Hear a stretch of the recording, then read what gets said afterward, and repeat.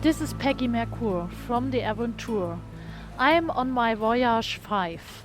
Voyage 5 means this is the Voyage 5 of the Avontuur from Timber Coast. And I am about to reach Guadeloupe. I'm on a sailing vessel with a special cargo, a cargo which is fair trade, organic, and it is on mission zero. Mission zero means without CO2, and this means we are on a mission. We are not there yet, but we are close. And with your support out there, we are getting closer and closer for a fair trade world, for a globalization which needs to be changed. And what this change can be about and what it needs to be changed, it's on you. Everybody is reliable, especially you out there. And now my next interview is with Athena and Jennifer. They are movie makers and they are doing this journey because of their research for their next movie. What it is about and what the journey means to them, you will hear right now with Peggy Merkur. If you need some further information, you can have a look on my blog. It is www.peggymerkur.blog. Enjoy and have a good day out there.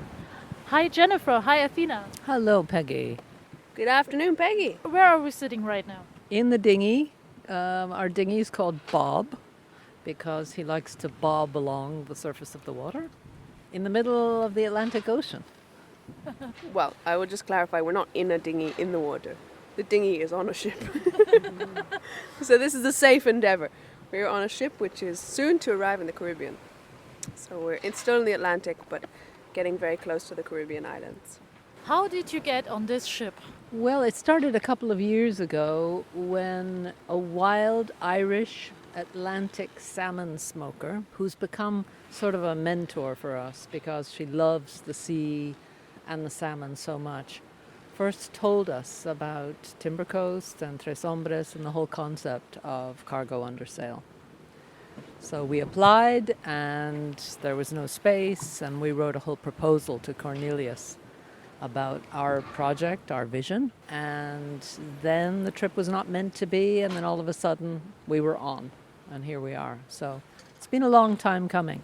Why do you wanted to be on this ship? For a couple of reasons. Well, for me, to be honest, the most important reason was that for the last 3 years, I've been getting this very strong message that I need to go to sea. I need to be in the middle of the sea in order to begin to understand what it is, why it's so important, why it's calling, what is the home of the wild Atlantic salmon, what is it that connects us. I had also previously been on a container ship crossing the Atlantic, and my experience of living in proximity with the sea, and it's much more removed because you're so high up. Here we're very intimate with the sea. You know, we started this interview and a wave said hello. Was that this is like liquid consciousness. This is like a womb. This is what surrounds and holds us.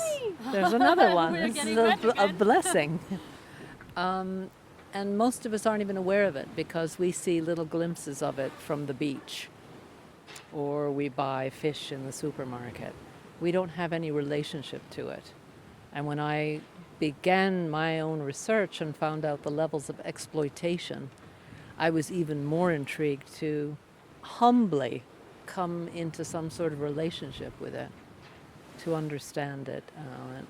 And it's a very key, a very vital piece of the film. So you're talking about a film. I already introduced you as movie makers. So Athena, what did you make to join this kind of project, and how did you get into this idea? Well, the film has been a long-term project.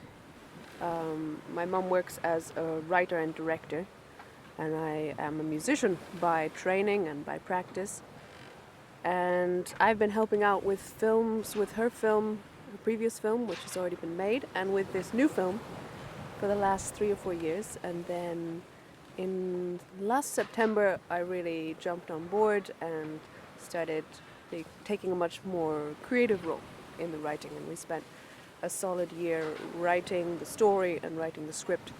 So that is the project that we're referring to, which has the sea as a very integral aspect.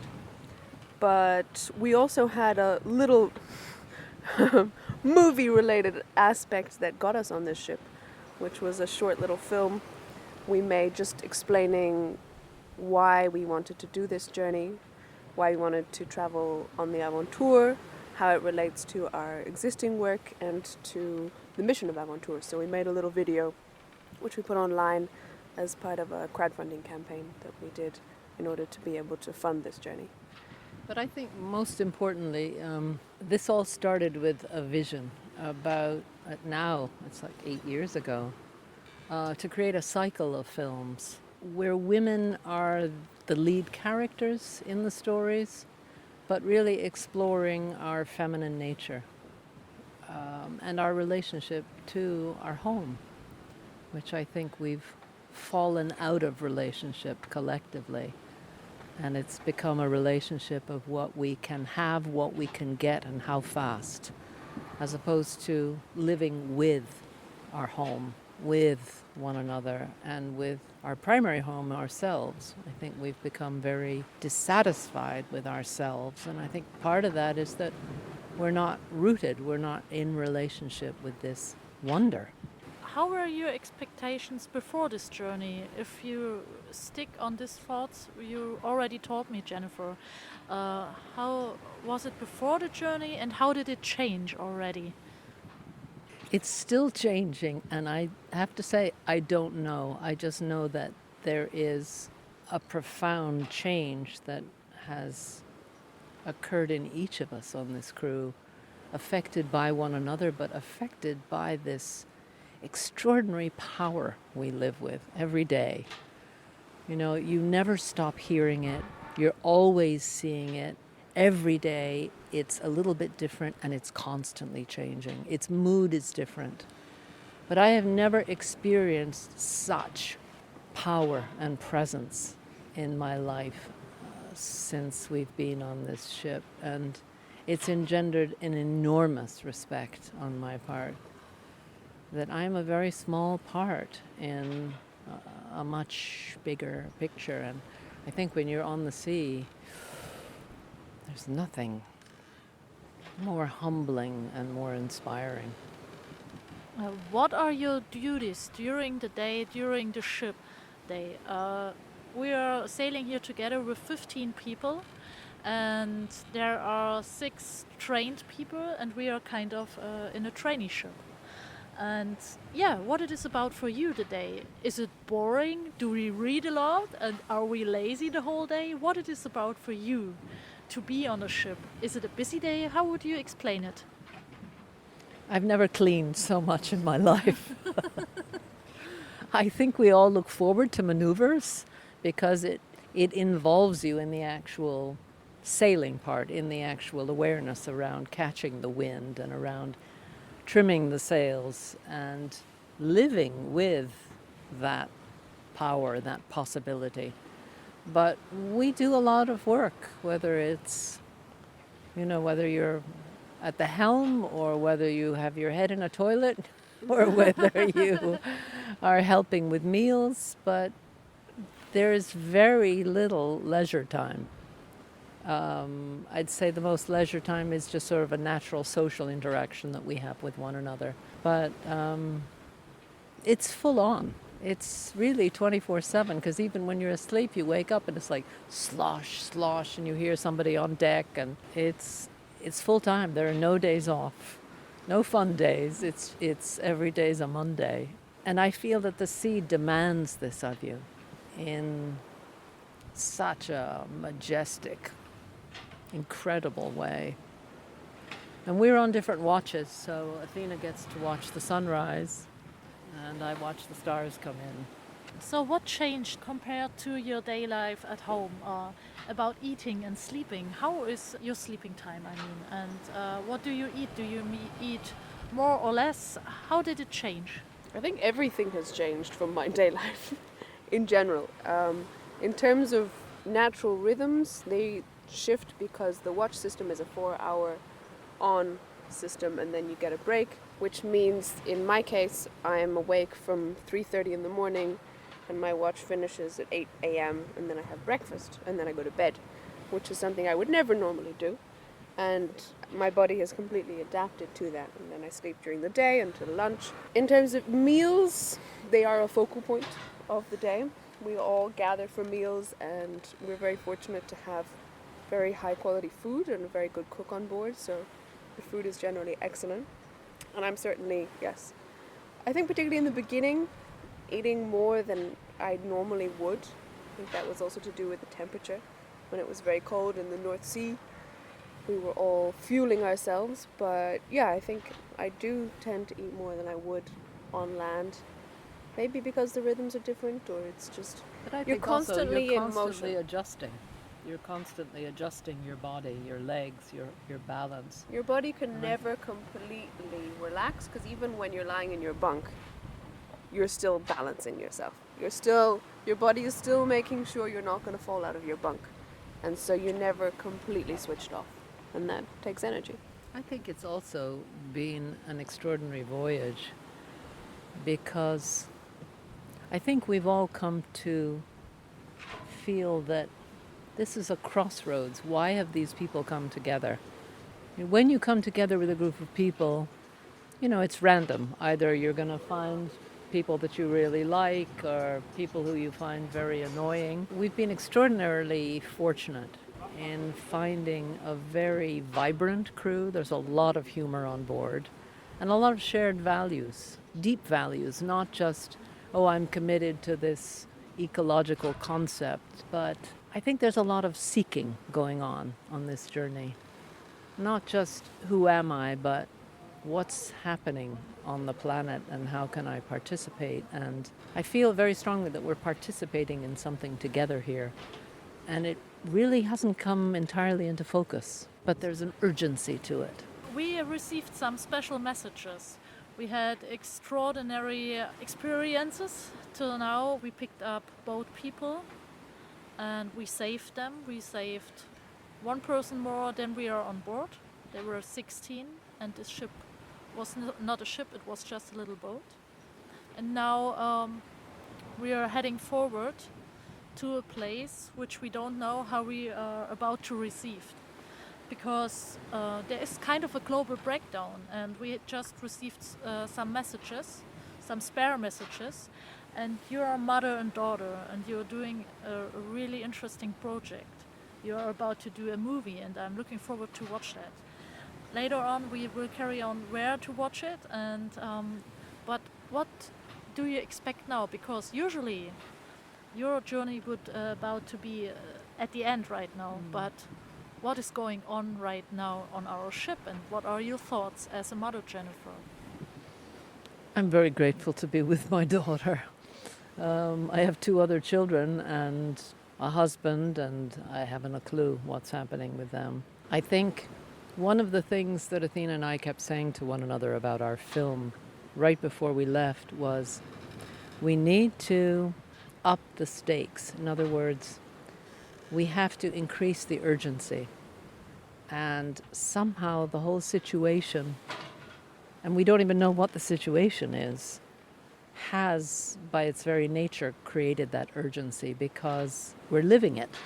We don't know what sort of a breakdown there is. We're no longer these semi-objective filmmakers. We've sort of, in a funny way, come to the center of our own film. So I don't really know what's going to happen to the film. I don't know how we're going to make it. It depends on the extent of the global breakdown. But it's an ongoing, unfolding, I call it a pilgrimage. And I don't know if we're talking about survival. We don't know anything. We are right now reliant on these tiny emails that come through. And we're going to a place where we're not really welcome, which is a very strange thing. When we took the boat people aboard, I was made acutely aware of what statelessness, what survival means. And we're nowhere near there. We are so privileged. And yet all of a sudden something so essential has been taken away from us that I'm feeling more empathic toward what millions of people are undergoing all over the world and how we all might be in that situation sooner or later. And ultimately, what does it mean to be human, alive on this glorious planet? And for me, it raises the question that we mentioned earlier about what is home? What is this home? Whether it is this planet or whether it is where you live, if you live anywhere, when suddenly you're faced with the possibility of not being able to return to a place, or posing yourself the question of where would you return to if you could return to that home, and what does that mean? And I think that's a big question, because we're being given information that, for example, different countries will bring you home. They'll make an effort to send out a plane and make sure that their citizens get home. But what does that actually mean? And I've been asking myself a lot, where do I want to be in these times? Whatever these times are, and who do I want to be with? And I would echo what my mum said about being very glad that we're together on this ship. But not just the two of us. I think this is an incredible collective of people who have ended up on this particular voyage. And for me, that was the big unknown, stepping onto this ship. I knew I couldn't imagine what the sea would be like, but I had a vague idea about it. But I had no idea who I would be sharing this journey with. And I was a little bit worried about it, because you are quite literally stuck in a fairly limited space with 13 strangers who could be awful people. And it could make this a nightmare. But we have been incredibly lucky. And that we've also had our differences and our difficulties and have managed to work things out. And I feel like this is a little microcosm. You know, we are an island in the middle of the sea, dealing with a lot of what's going on. You know, we're dealing with waste questions. What do we do with our waste? What do we do with these jars? Is it okay to throw them overboard once the labels are off because glass is made of sand and you're sending it back to its home? But yeah, I agree with Athena. It's we've been extraordinarily lucky. And as we look forward in this uncertain time, we have created a family. And there's a lot of love on this ship.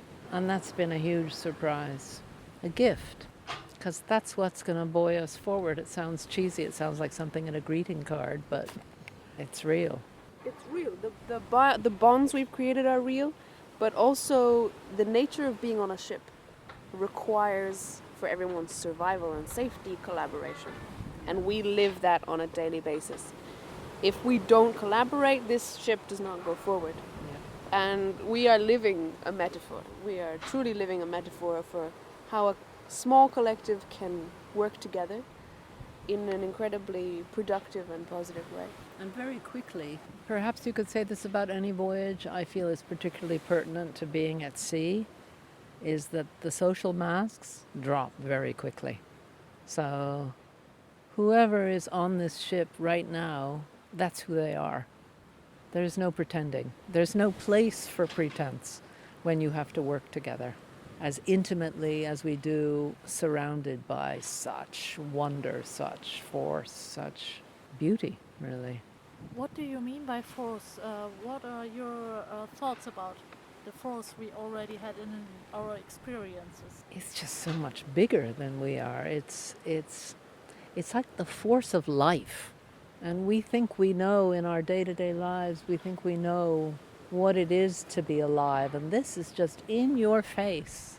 You know, I remember, I think it was in the North Sea or in the Bay of Biscay, being aft and all of you just seeing these shoulders of water rising up taller than I was. And it was like the sea was like looking in and saying, hello, I'm very big, are you? And yeah, it's not force in a threatening way. It's force in a wonder. It's life, energy. What was your worst, one of your worst moments on a ship? Well, for me, hands down, it was the experience of seasickness in the North Sea, where I felt like a curtain came down and there was no more life. And we were being thrown around. And we were so new at our training that, I felt like a rag doll being thrown around and feeding the fish. It feels Like I did. eternity. It feels like it will never end. And you just want it all to go away. And I remember thinking, okay, hell is a ship. And I'm stuck on it for the next 60 days. But I don't think, for my part, I was never afraid. It was just, this is hell. But in terms of your question of force, there are a couple of things I want to say. One is, on our very first night on this ship, I was already seasick. We had just reached the North Sea, and we had some force 8 gusts. And this was my first experience of force, when we went forward to sheet in the schooner sail so that we could control the ship a little bit more, and then suddenly there was this terrifying noise, and then one of the loudest sounds I have heard, just this booming and slapping and booming and slapping. And in the fog of my seasickness, I look forward to see the staysail just flying free and just slapping and slapping and slapping, and this big splintered piece of wood, and the boom had just snapped. So that was a pretty sharp introduction to this is just the pure force of the wind. Another experience was when we were becalmed. The captain actually decided to douse all the sails. Our bosun rigged up a diving board and we all went swimming above a depth of 4,000 meters, it's just a concept. It was impossible to measure, but just to be swimming around and knowing that was quite awesome, really awe-inspiring. And as gentle as the swells were that day, and we were becalmed, the power of those swells, you could barely swim against it. I was amazed at how insignificant my strokes were against, again, like this shoulder of water. Just, we're going to jibe now? Oh, we're gonna jibe now. So we carry on later. Excellent. We do a maneuver.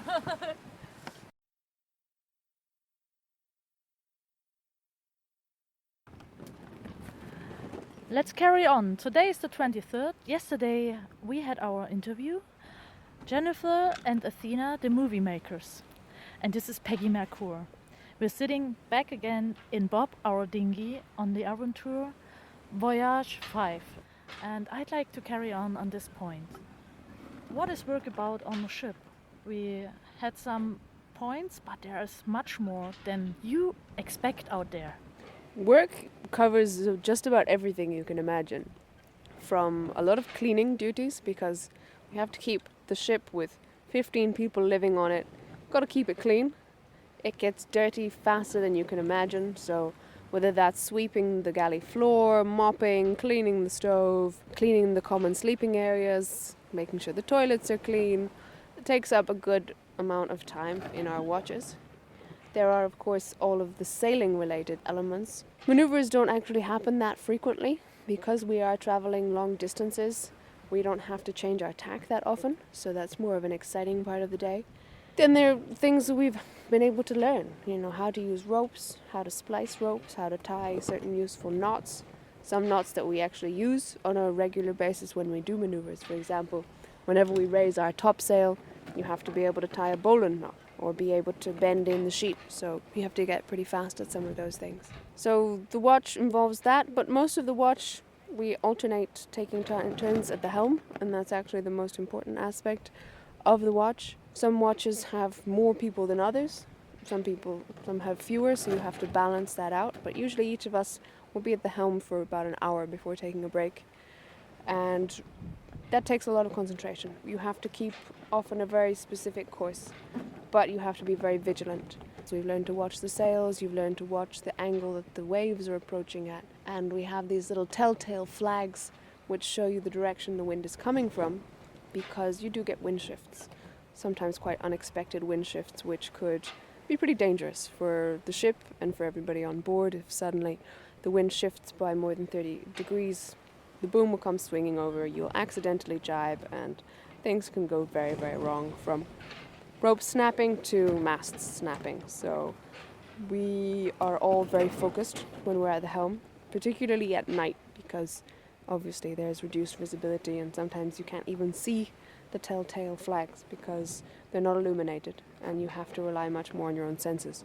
So Sometimes you can follow a star on a clear night, or a planet, which is particularly exhilarating, I think. It feels very ancient. Do you feel under pressure because our whole mission is relying on the person who is steering the helm? No, but it is incredibly important and does take a lot of focus. I feel responsible, and I also would really not like to commit an accidental jibe. But some of the time, a lot of the time actually, depending on the conditions, it's a really fun place to be. For example, yesterday we had some big swells and it was just like surfing. And when you're at the helm, you really feel the way the ship moves, most of all, because you are controlling it. And you feel the ship be pushed by a swell, and you've got to get us back on course. And that's really the dance with the ship, when you really feel like you're interacting. You can rise up on the top of a swell and feel like you're on the top of the world, and then be plunged down again. It is exhilarating. Now it is pretty smooth, and we have a special situation right now. I've never seen the sails in these positions. Well, gull winging is Or I think we call it butterfly also in German, which means we have, instead of the sails being set on the same side, we have the main sail set on starboard side and the scooter sail set on port side. So they're spread out like wings so that the wind can come directly from behind us and push us forward. Why do we need to do that? What kind of reason is behind that? We're getting closer and closer and closer. We're on a very specific direct course to our destination. We are 17 nautical miles away, and we have a little bit of a deadline. We have a time pressure. To get into port, we've been granted permission to come alongside from 8 o'clock in the morning, but our time permission there is very, very short. We are allowed to provision and then asked to leave. We're not allowed to go ashore, and we don't know how long this is going to take or how quickly we'll be on our way again. But we need to be there as soon as the permission is granted, which is 8 o'clock in the morning. So, and in my opinion, this should have been the point where you were about to leave to go back home again. What is your current situation right now? We don't know. As we approach Guadeloupe, we will have connection. So we'll be making phone calls and find out, through family members, what the situation is for repatriation. Our suspicion is that Guadeloupe, or the Caribbean in general, is not the best place for us to be. Probably end up being very isolated here and hard to get out. So it makes more sense for us to stay with the ship. We're not even allowed ashore anyhow at this point. Why? Coronavirus? What kind of information have we about that? Why is it impossible? We don't know. We have very little information, but from the bits and pieces we have received, it sounds like the beginning of a pandemic. And each country is trying to contain it, and it's hard to know how real it is and how much of it has been hyped by the media. There's no way of our knowing, but they've taken very, very extreme measures, and Guadeloupe and Marie-Galante are both part of the French Commonwealth, for want of a better word, and they're following French policy. And from what we gather, again, snippets from the ship owner, is France is on lockdown and curfew, trying to contain the virus. So you don't know yet how to carry on with your journey, but at least you will stick to us, won't you? Hopefully.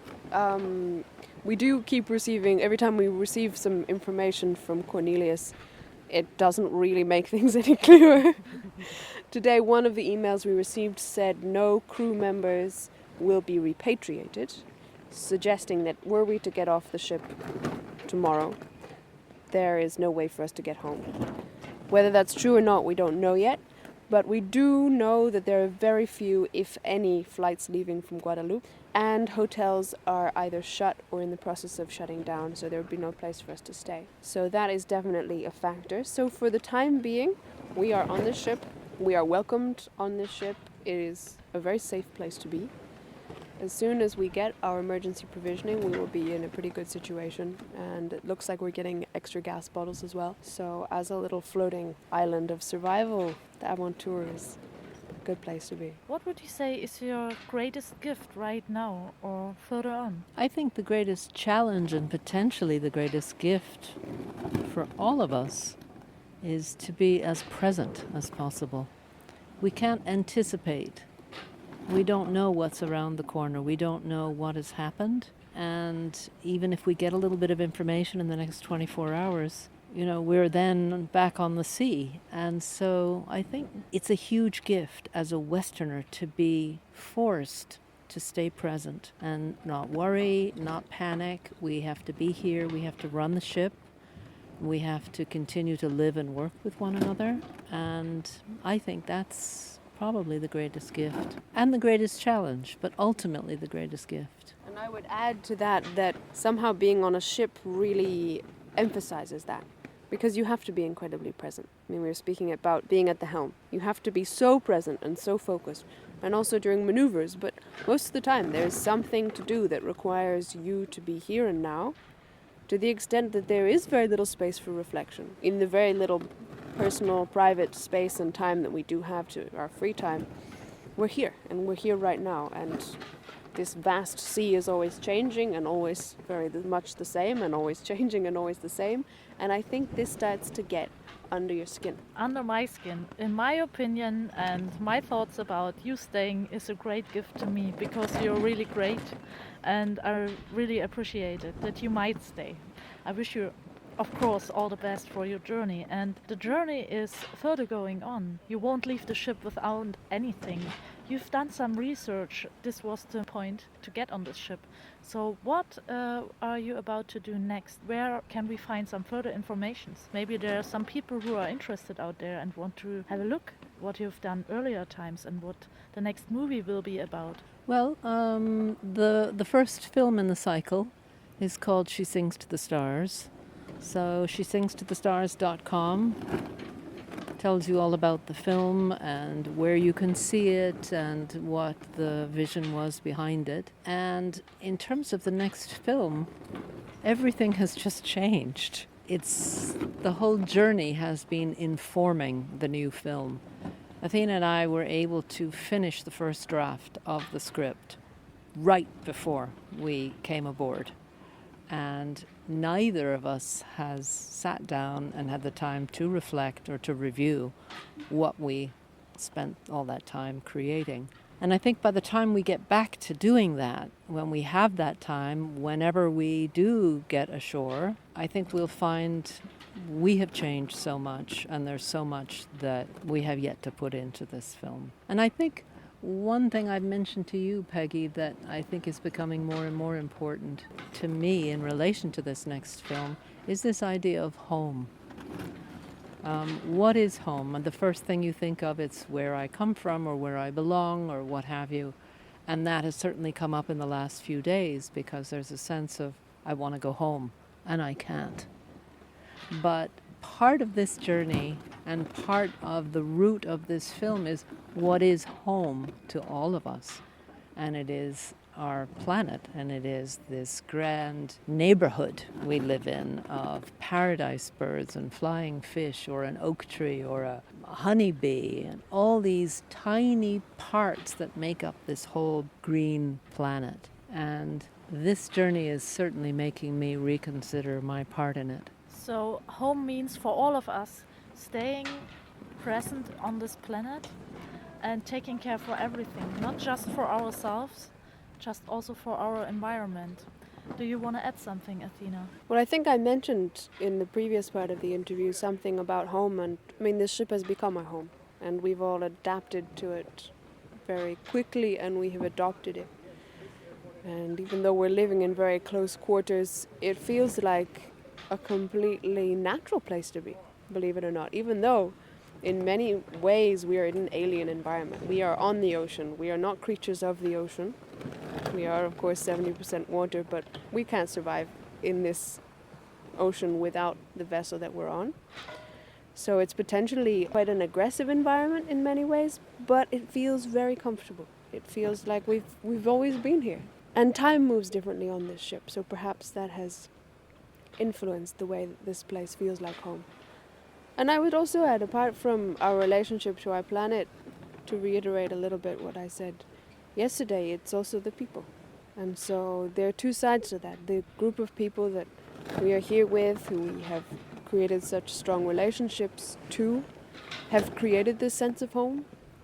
And that is also the bittersweet aspect of the separation that we have from the people we love, when we can see them again, when we'll be able to return to those places and to those people. That's the big question mark at the moment. It's not if, but it is certainly when. But there will be the time, and we can rely on it, as we can rely on that the sun is rising. What is your spirit about?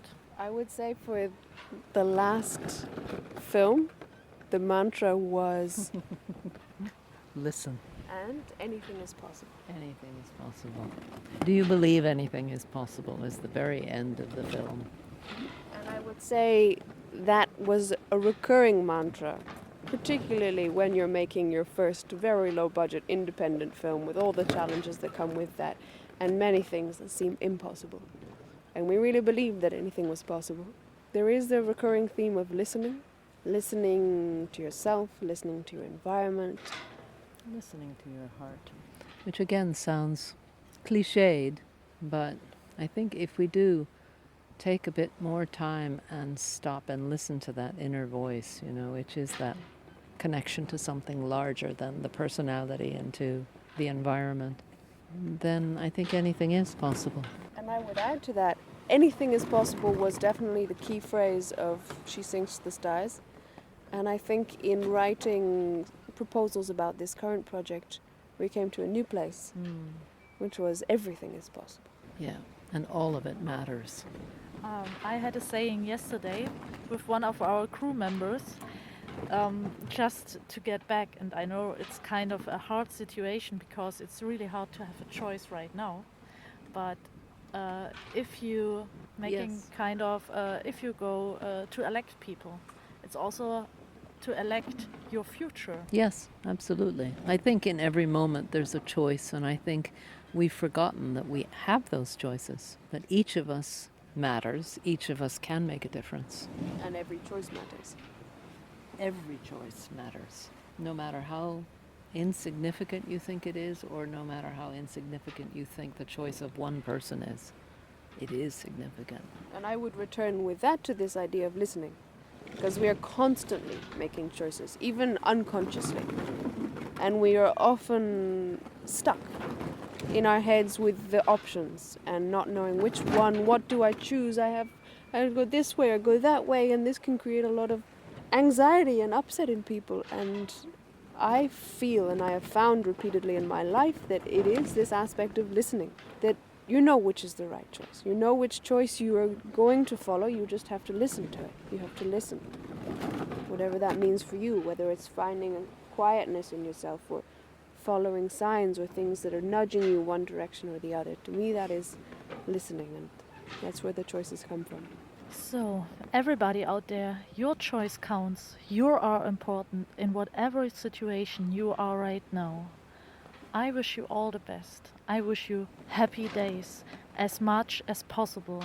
Stick to your heart, stick to your believings, and be open for changes. All the best to you, just from deep of my heart, in whatever situation you are right now. Hopefully you will be fine. What do you say at the end? Anything is possible. I would say what our captain always says. Happy days.